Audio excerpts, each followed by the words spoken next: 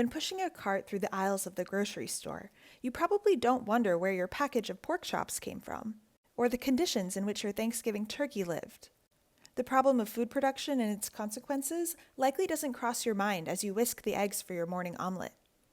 But the answer impacts us all, a product of restrictive laws and massive lobbying efforts that ends up in the food on your plate. And that big answer is confined animal feeding operations, CAFOs, or factory farms. Factory farms are places where large numbers of livestock animals are confined indoors without access to forage for at least 45 days each year. Over 90% of all meat and dairy products in the United States originate from factory farms. Animals in factory farms suffer from high rates of disease, inhumane treatment, and poor quality of life.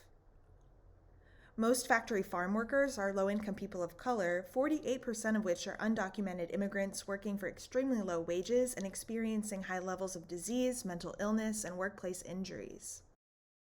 Communities in which factory farms are located experience decreased air quality, increased odor and noise complaints, changes in land use, and large quantities of manure discharged into local drinking water. In fact, one study found that hogs on factory farms in Duplin County, North Carolina, produce the same weight in manure as human residents of Boston. But unlike human sewage, hog and other livestock waste is not treated before being released into the environment. Furthermore, animal agriculture is responsible for 14.5% of greenhouse gas emissions and 20% of freshwater use.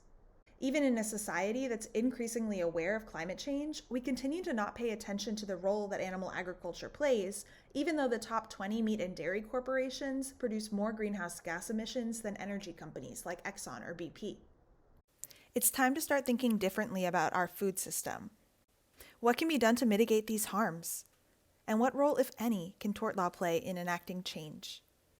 One way to take action against CAFOs is by filing a complaint to initiate a nuisance lawsuit. Nuisance lawsuits allow plaintiffs to seek remedy for the invasion of rights to the enjoyment of life, health, comfort, or property. Let's take a look at one successful nuisance suit against a CAFO, McIlrath v. Prestige Farms of Iowa. Plaintiff Patricia McIlrath and her husband lived in rural Poweshiek County, Iowa. In 2012, Prestige Farms constructed a CAFO which confined just under 2,500 hogs, about 2,000 feet from the plaintiff's home. The facility quickly developed a stench so repulsive that it prevented McIlrath from even opening her windows. The Court of Appeals of Iowa affirmed the district court's decision to award over $450,000 to the plaintiff. The court justified their decision by saying they represented personal inconvenience, annoyance, discomfort, and loss of full enjoyment of the property caused by the offensive odor. Unfortunately, however, McIlrath v. Prestige Farms is a rare example of a successful nuisance lawsuit against a CAFO.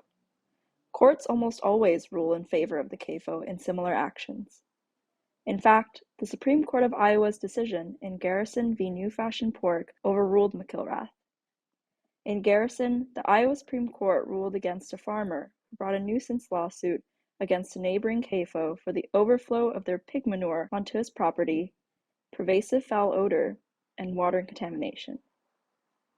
The court upheld CAFO immunity from nuisance suits under right-to-farm legislation on the basis of legitimate state interest in protecting animal agricultural producers. While nuisance lawsuits are a promising method to address the harms of CAFOs, right-to-farm legislation has nearly eliminated their potential impact. Right-to-farm laws deny nuisance lawsuits against farming operations which engage in traditional agricultural practices. All 50 states have passed some form of right-to-farm legislation, which is aimed at protecting small traditional farmers. However, the original scope of right-to-farm laws expanded as the landscape of agriculture changed. The growth of national corporations concentrated CAFO's political power and financial resources.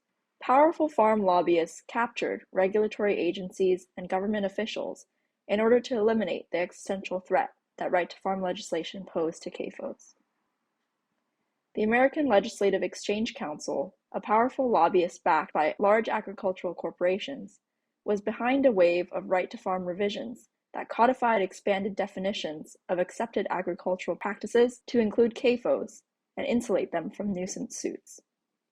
To further eradicate complaints about animal mistreatment, pollution, and noise, protection for CAFOs was enshrined in several state constitutions, including North Dakota, Missouri, and Indiana.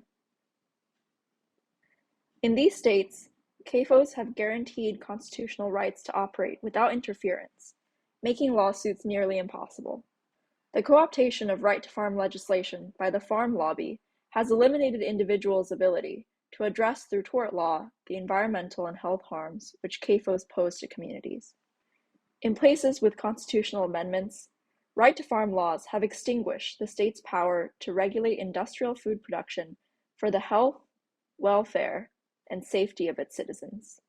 Right-to-farm legislation has closed off an important avenue for tort law to combat the harms of CAFOs. But it's not the only way tort law can have an impact on our food system. Tort law has successfully been used to combat specific harms from industry farming as well. In 2003, the Tulsa Metropolitan Authority successfully sued Tyson Foods to pay for the costs of cleaning up several lakes contaminated by poultry litter using the EPA's Comprehensive Environmental Response, Compensation and Liability Act. There have also been recent successful lawsuits against CAFOs for causing E. coli contamination. These piecemeal wins are not enough to address the harms of CAFOs in the US, though. The history of right-to-farm laws show just one way big agriculture have captured the regulators meant to hold them accountable. But the reason CAFOs get so much support from the government and are so hard to litigate against goes even deeper than industry capture of regulatory agencies or expensive lobbying efforts. It's in the way we've come to rely on the ubiquitous availability of low-quality CAFO-produced meat in the US, and uncritically embraced its role in our lives. As Elizabeth MeLampy, former Brooks Institute for Animal Rights Law and Policy Fellow and co-president of the Animal Law Society at Harvard Law School, points out, meat as critical to the American mindset. And there's a lot of masculine sort of righteousness caught up in that and patriotism caught up in that. Every big holiday in America is wrapped around an animal. So we have barbecues on the 4th of July, we have turkey at Thanksgiving, we have ham at Christmas. Like, I think these things are really integral to so many people's lives. And so I think some of it is absolutely big picture capture, capital C, but some of it is also that the industry has infiltrated the way we think about food. Addressing the harms of CAFOs includes addressing the myths that underlie so much of the American food experience as well. Consumers are told their sticks, wandering aisles and selecting meats with fancy but meaningless labels of free-range and organic, thinking they've done their part to combat factory farms. Some can opt out of buying meat entirely, but many can't. Until the legal system faces those myths head-on, we can only chip away at the harms CAFOs cause our planet.